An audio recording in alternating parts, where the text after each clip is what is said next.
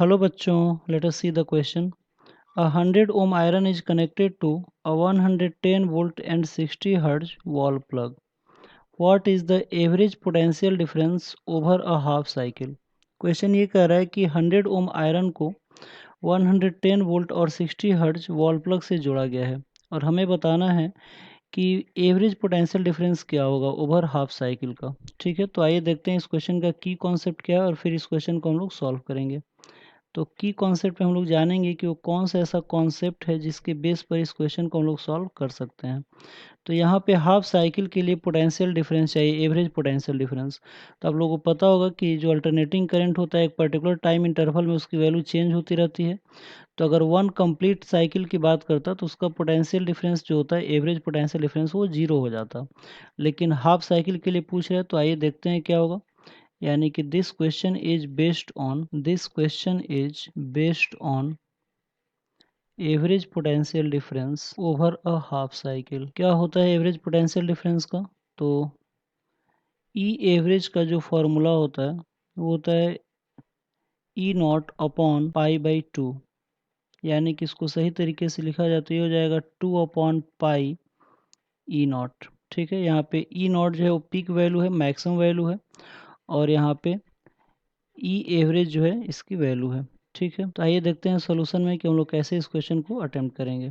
तो सोल्यूशन में आप लोग देख सकते हैं कि क्या क्या गिवन है।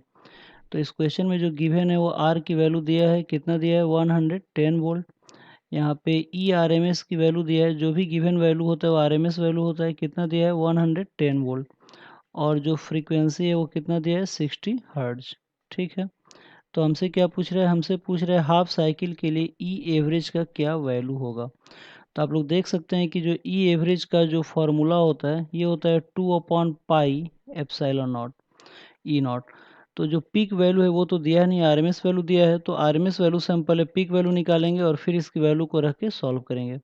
तो सबसे पहले हम लोग बात करते हैं कि E R M S equal to होता है ई नॉट अपॉन √2। तो यहाँ से अगर हम लोग ई नॉट अगर निकालें तो ये आ जाएगा 1/414 into E R M S. तो ई आर एम एस की वैल्यू 110 दिया है, तो यहाँ से एप्सिलॉन नॉट की वैल्यू आ जाएगा 1/414 इंटू 110।